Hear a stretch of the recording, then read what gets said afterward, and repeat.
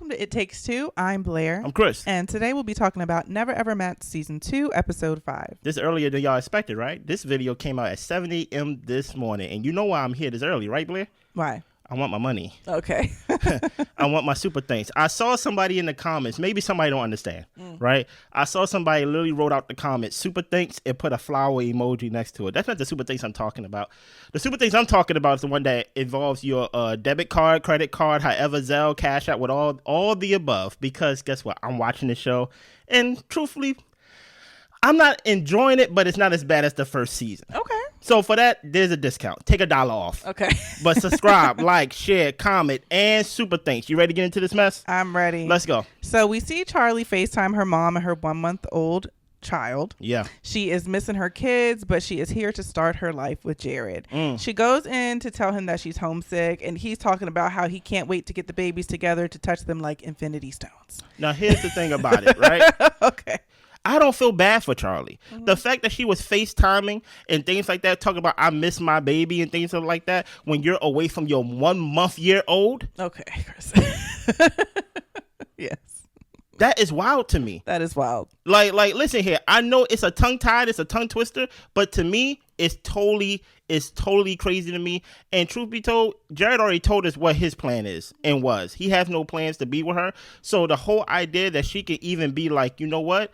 I did this for us, for the family and things like that. It's like, no. You literally chose a man that you never met over your 1-month-old baby. And that's wild to me. Yeah. So Irvin, he is in the kitchen and just talking to whoever's in the vicinity, talking about how he and Alicia haven't kissed. She weaponizes her emotions. Yeah. She gaslights. And Brandon goes over to apologize to Alicia as she's walking in the kitchen and tells her that he, got a little too sassy with his tone, pretty much. Okay. So Alicia thanks him because she didn't feel good being cornered, and Irvin grabs her for a 1-to-1. He tells her they do not mesh. He does not want to do this anymore. God is telling him to move on. She agrees. He's excited to go home, and she says, me too. She deserves peace, and sometimes you can't find that in someone that you thought you would be able to. He tells her, you made me feel like a monster, and nothing was reciprocated. Why are you still talking? He's talking about how the day before he came, his ex called him and he hadn't talked to that person in 5 years. And she has more of what he's looking for when it comes to emotional intelligence. She keeps saying, okay, that's great. He's frustrated because he feels like she's interrupting him. And he's saying, and I don't want to be your friend.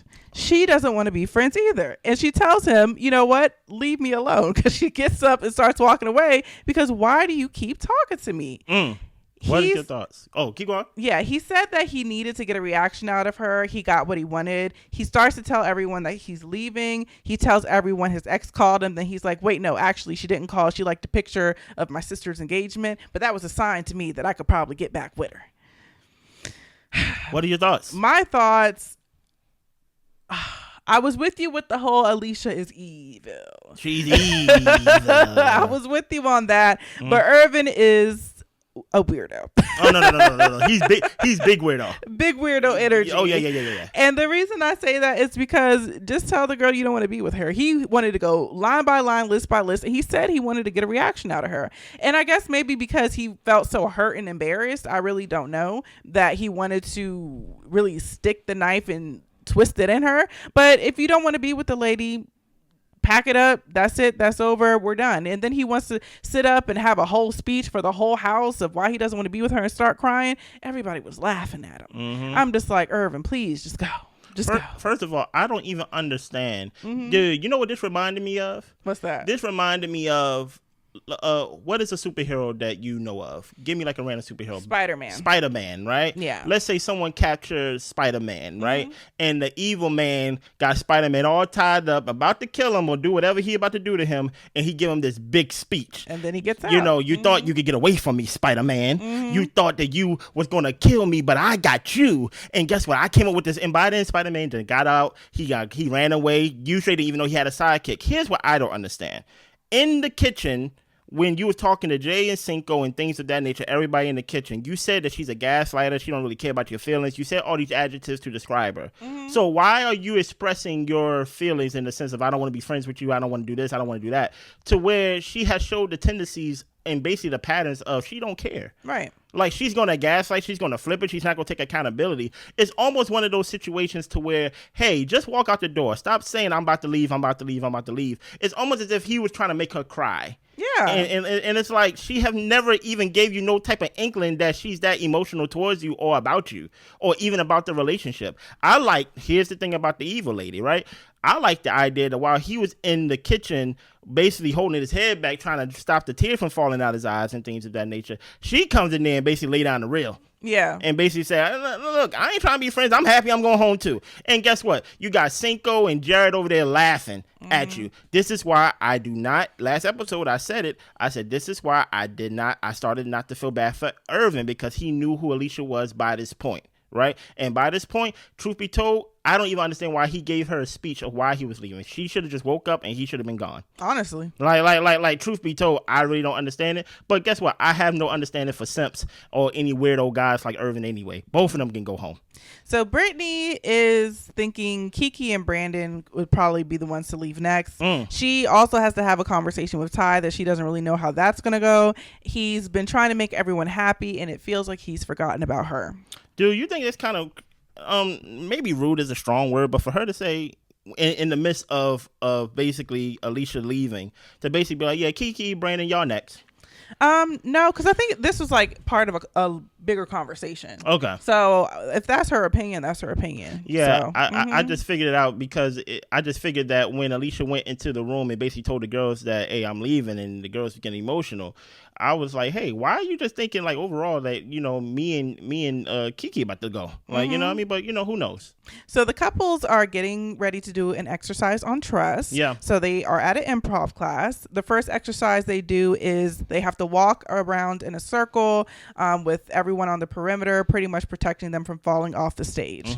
Alexis was the last one to go, and she said that she had trust issues, and that rubbed Chris the wrong way because this was like an exercise and it seemed like she didn't even want to give it a try. But it was kind of funny because when she walked toward him, he kind of stepped to the side as if he's going to let her fall off the stage. And that's why I was like, Chris, issues. Yes. Stop.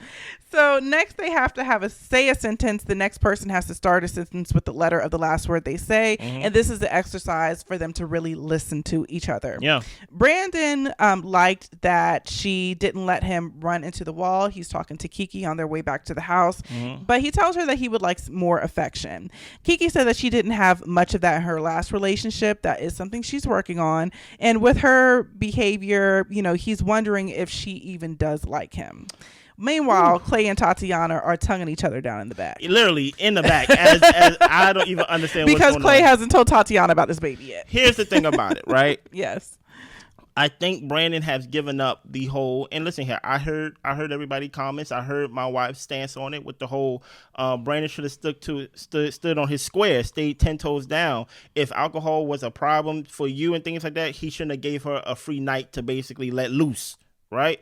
But I now want to connect that to now a new day, a new experience. This is supposed to be a new Brandon, right? He's now looking for some type of like, okay, I gave you a night to drink. Now I want something that will benefit us in the sense of I want some affection. I would think that if we've been together for like 4 years or things of that nature, that when we finally get to see each other, that it wouldn't be this hard. Yeah. But the reason why it's this hard is because not only is Kiki have a drinking problem, she have a lying problem.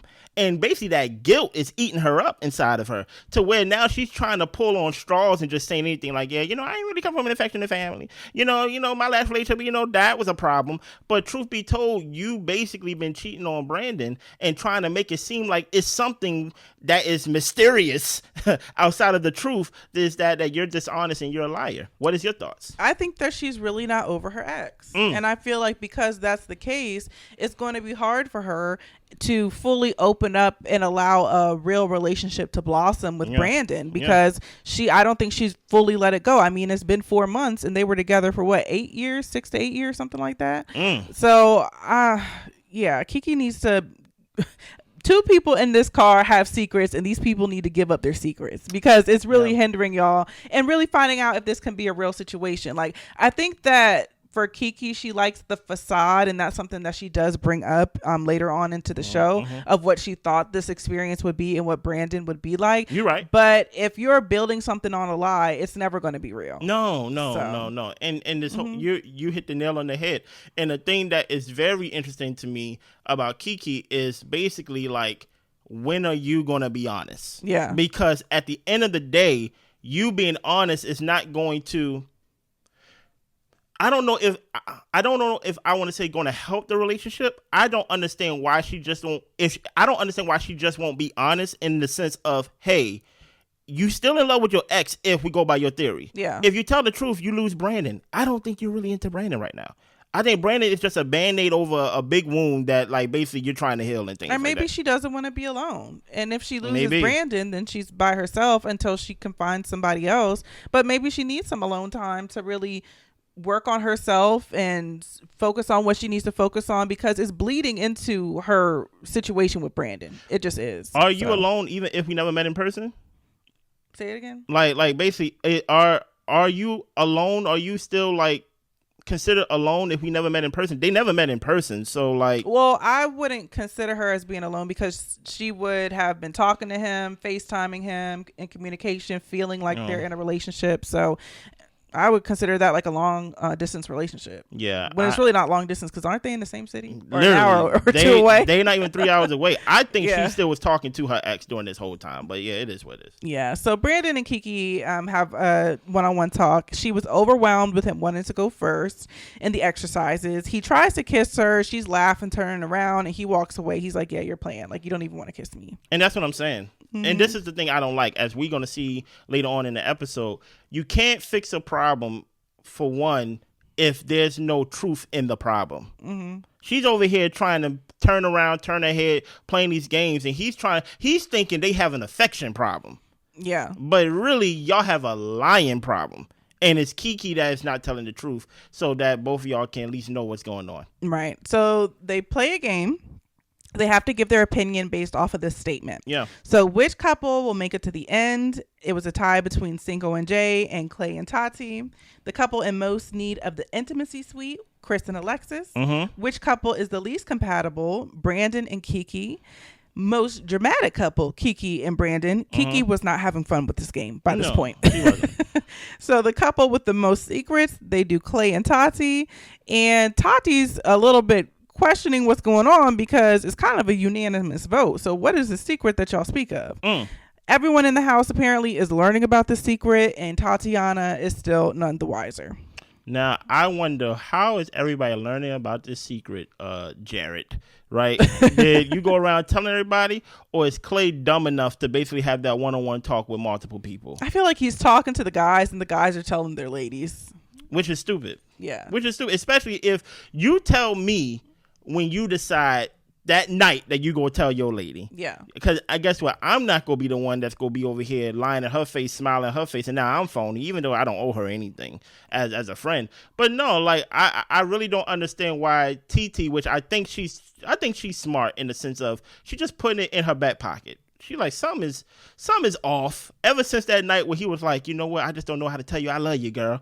And ever since she caught him eating beef sandwiches inside the closet and things like that, right. I think she's like, something is off.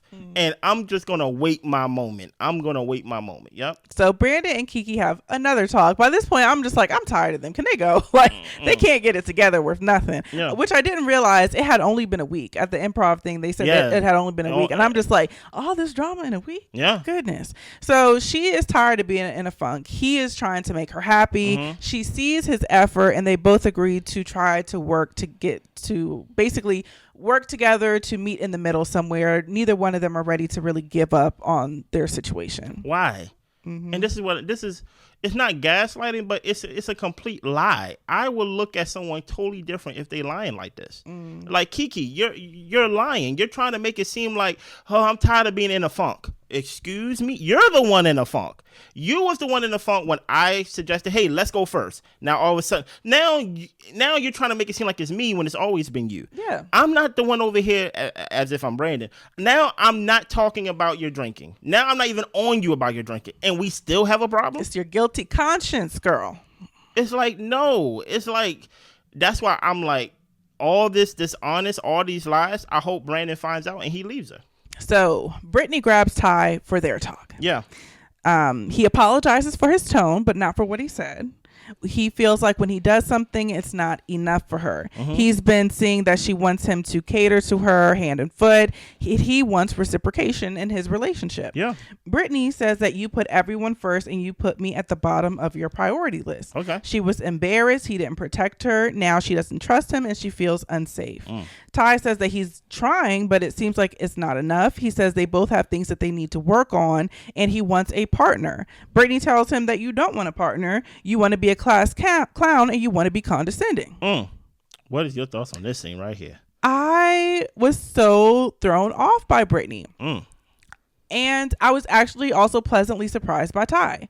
I thought with him being as much of a jokester that he might not take the conversation seriously, but he actually was taking it seriously. And I think that the fact that he led with an apology should have been open enough of a conversation for her to feel comfortable to really explain where she was coming from. Yeah. I feel like Britney didn't use her words well enough. I feel like you putting me on the bottom of the priority list doesn't tell him that you don't feel special, that he's not doing the things that he promised, that you feel like he misrepresented himself. I mean, there's so many different ways that Britney could have explained how he is dropping the ball in her eyes. And I felt like all she did was get defensive and wanted to argue with him. Yeah. And I was not expecting that from her. I did. I told y'all last episodes when I told y'all to get y'all tomatoes for me and things of that nature, because I'm going to say something that may be offensive, but that's the only way I could have got it out. I said I didn't really feel feminine energy coming from Britney. It wasn't no softness with this whole discretion that of you didn't bring me a drink, you brought me a drink or whatever. You cooked for me, you didn't cook for me. So I'm like, there's this lack of softness that I got with Britney, which kind of gave off entitlement.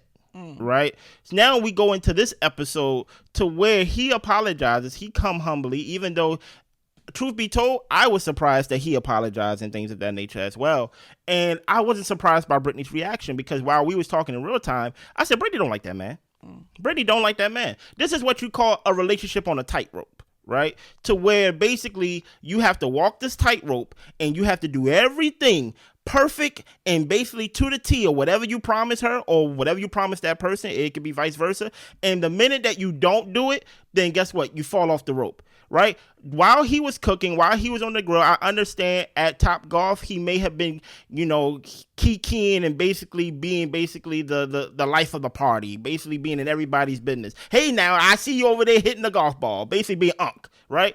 Then you get in the car while we driving back from Top Golf and you mad that we driving as if I'm driving. I'm in the same passenger seat as you are. Then, right, while I'm cooking, you tell me to get you a drink. I thought we like each other. Why don't you see me in a situation to where I'm cooking or I'm doing whatever for the house, and you don't not only get yourself a drink, you bring me a drink or you help me. You know what I mean? But in that moment, to Blair's point of her not using her words, of using insults, that lets me know right then and there she do not like Ty unless he does exactly what he promised her. And that goes back to my point of I have no sympathy for simps. Ty over here talking to this woman for 3-4 months, talking about, I promise I'm going to cook you this. I promise I'm going to do you this. I promise I'm going to do you that. And you doing all these promises. And guess what? She's like Santa Claus. She go check it twice. And at the end of the day, should I be mad? I'm mad at the whole idea that he don't see that she don't like him in that way unless he comes with these transactional type of moves and things like that. Because in my opinion, the blow up that they had last week is not really a blow up of two people who like each other. It was a blow up of, hey, you're not doing what I want in the sense of like serving me and basically entitlement over a drink, over whatever it is, or be calling me a clown, you calling me a class clown, calling me condescending, basically insulting me and demeaning me and berating me. That don't come off as if Britney liked this guy. And I don't believe she does. Yeah. So Ty's brother comes, Britney's mom comes. They both fill their families in on what's been going on.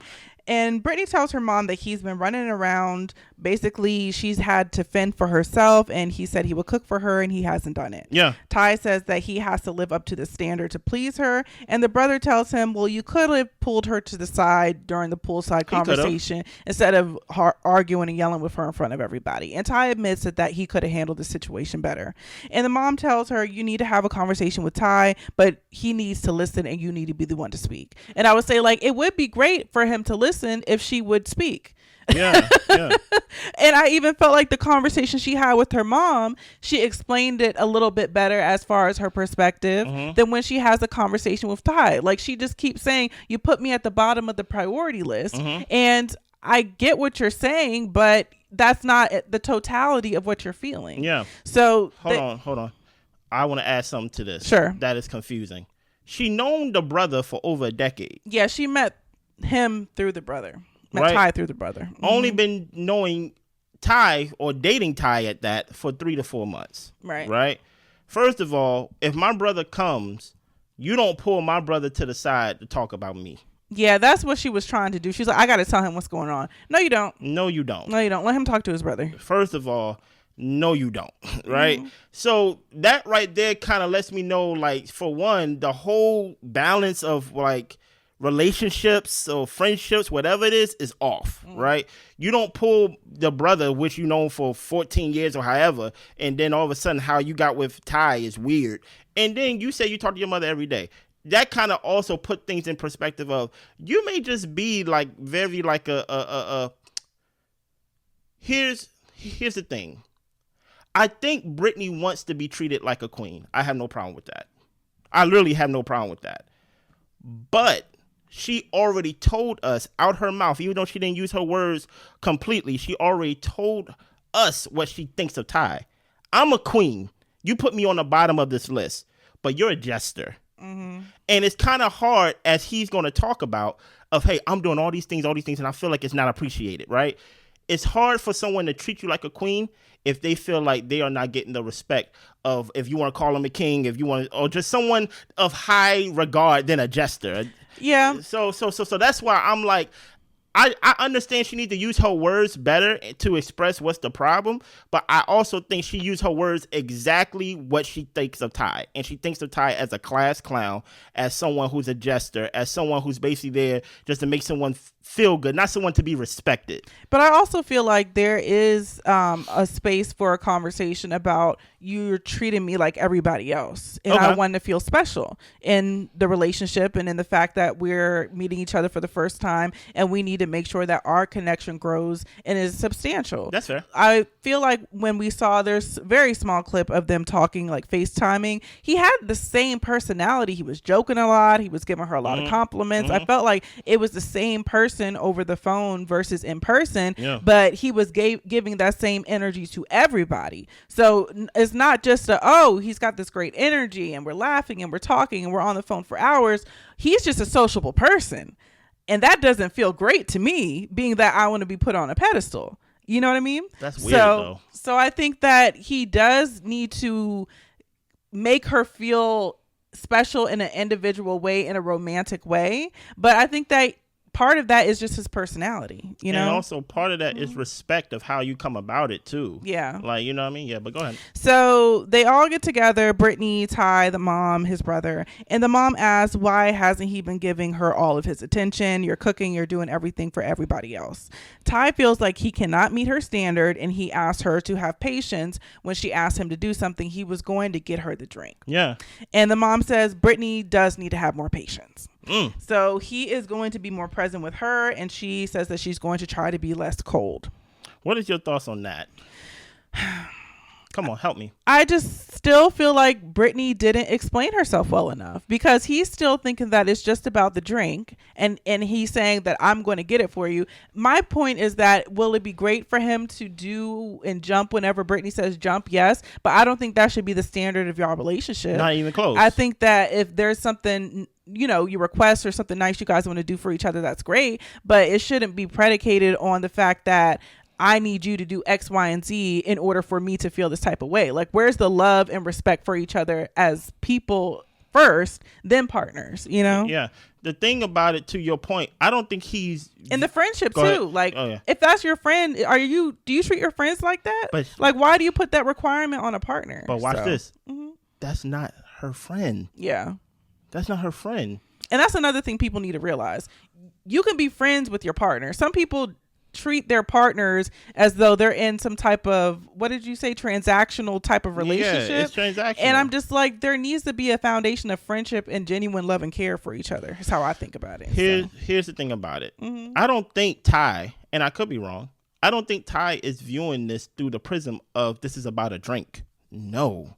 He basically described their whole relationship. The drink was just a vehicle. She used the drink as a vehicle of, you don't do nothing for me. Yeah. Because I didn't get a drink for you when you asked me in the moment. She then said, you have done nothing for me. You never cooked for me. Blah, blah, blah, blah, blah, blah, blah, blah. Right? But the whole thing about it is you are now coloring all with one shade of color, which is not fair. Right? That's why he's saying, I feel like I can't meet your standard. This is where I stopped Ty. And I said, no, this is the salesman standard that you put on yourself. You put that on yourself. I have no sympathy for simps. You was on that internet Skype call, whatever thing it is, FaceTime and things of that nature, saying, I'm going to do this for you, I'm going to do that for you, I'm going to do this for you. And guess what? In the offer letter, you did not negotiate in what she can do for you. And now, if she is impatient, if she is entitled, if she does not respect you as a friend or as a man and things of that nature, you did not make that a requirement. So what do I supposed to do here on this review show with Blair? Feel sorry for you? No. I can see Britney as entitled. I can see Britney as all those things, but you had no problem with it. Right? So my thing is, hey, now it got to come back to, hey, we got to renegotiate this. Right? Because truth be told, if somebody is feeling like they are not a priority, they do not blow up the way Britney did if they like you. You cannot convince me. Right? There has been times we've been in a relationship to where, hey, guess what? I feel like I may be busy with this, and this, or you may be busy with this, and this. And guess what? I don't be like, Blair, you don't do nothing.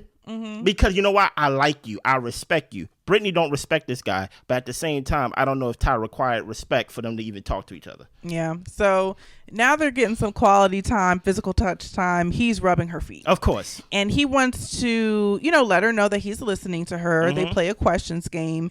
And one of the questions is like, what's the most strange thing about me? Yeah. And her relationship with her son basically is just unfamiliar to him because he doesn't have any kids. Yeah. And she says that she loves her son. She really didn't know what love was until her child. He's 3 years old and he means the world to her. The first impression, Britney thought that he was funny and crazy. She can tell that he wants and likes her, and the massage feels good and the vibes are good. They're actually having a good night. What are your thoughts on this scene, just with them kind of putting a nightcap on their day?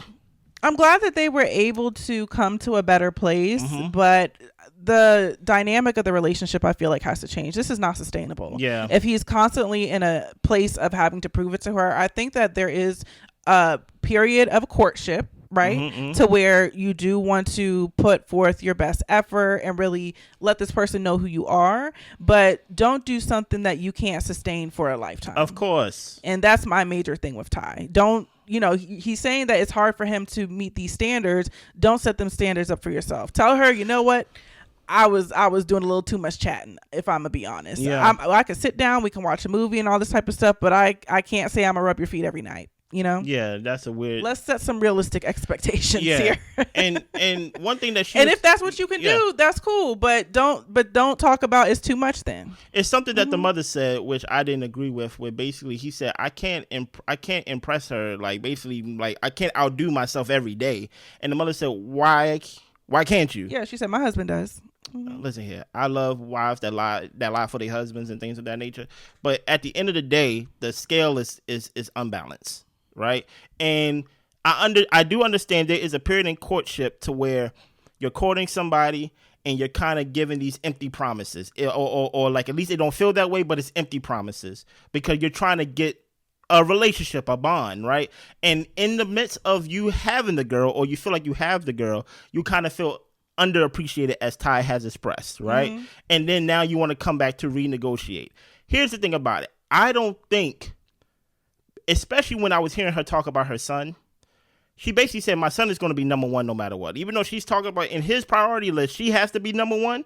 In her priority list, Ty will never be number one outside of her son. I don't know if that's fair or not. I don't have kids. I'll leave that up for y'all to debate in the comments. But I would say this. When she basically said, like, my first thought of you was that you're funny and crazy. Sometimes what I've been hearing from people who is single mothers and things like that, they just want to feel good. And I wonder if their relationship is based on Ty making her feel good. She's a single mother taking care of her son, who she loves dearly, right? But she gets to laugh with him. He gets to be silly. And it goes back to Blair's point of, oh, but I want you to be a different way with me. And that's what I think she's missing in my analysis of, oh, you really never liked him for him. Because this is who he is. He's just a goofy type of guy to where he's going to be loud. He's going to let you know he's in the room. But really, you just want to feel good. It's a one-way type of street when it comes to you. As long as he gets to make you laugh and put you first, the relationship is good. And in my opinion, that cannot last. To Blair's point, is the scales is going to tip over. And he's going to resent you. And and at the end of the day, he's going to snap again. Because he going to be like, why are you snapping at me about a drink that you can get yourself? Or hell, you can make me a drink while I'm feeding everybody. Even though I have not made you a special dinner to where you have the candlelight and only you eating it, you have partaken in every meal that I've cooked. I don't know, man. I think it's one-sided. I don't think Britney liked that, man. So we move on to Brandon and Kiki. She expected they would meet. Everything would be great. Mm-hmm. When it wasn't, she got frustrated because it was messing up the fantasy, the facade that she had in her head of what it would be.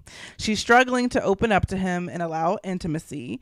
And I've said because of the hurt that she hasn't gotten over from her ex. Mm-hmm. They ask her in her confessional if she's still in love with her ex. She gets flustered. She doesn't really want to answer the question. Why are you asking me that? So to me, that means yes. Mm-hmm. My thoughts about the whole Brandon and Kiki saga, because it is a saga at this point, is that she's not going to be able to build a real relationship with him until she comes clean. And even then, that's why I'm saying, y'all, like, you got to allow people the choice what they want to do with the information that's real and honest. If you guys are able to stay together after you tell him this, whatever has been going on between you and this other guy, then you guys can actually start building on something that's real. But if you want to not allow intimacy to grow because of the guilt and shame and all of these feelings, then you're forever going to be in this funk that she so speaks of. So, and the only one part I disagree with you about is I don't think even if she was to tell them the truth, they can build on it. Because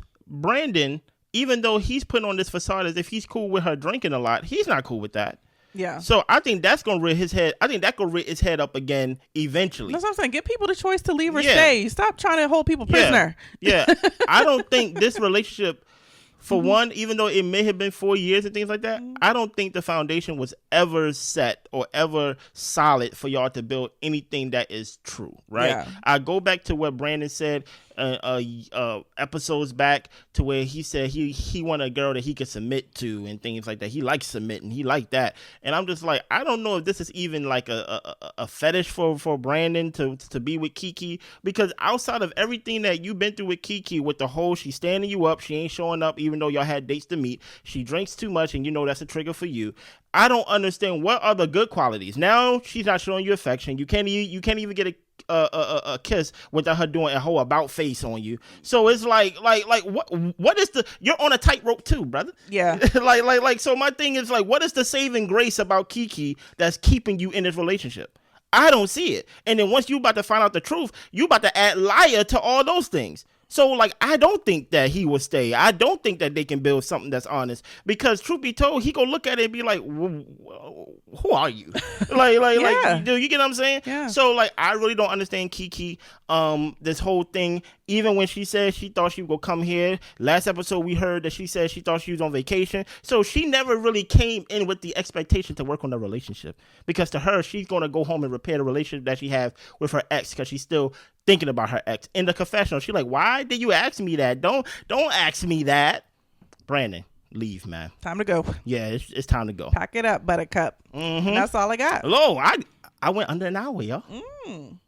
I'm gonna put that dollar back on. You get what I'm saying? I need you to subscribe, like, share, comment, and super thanks. Everyone who gave us super thanks last week, I thank you. I'm gonna put a post on our YouTube to personally thank y'all. Because I think some people don't be hearing the thank yous while I'm talking, so I'm gonna write it out so it can be forever out there. And to everyone who will be giving us super thanks today, right? Thank you for that. It's not going to Blair, it's not going to the channel, it's going to me for my labor of reviewing this show. Yes. It's not a review, it's a shakedown. Anything else? That's it. Y'all be good. Bye.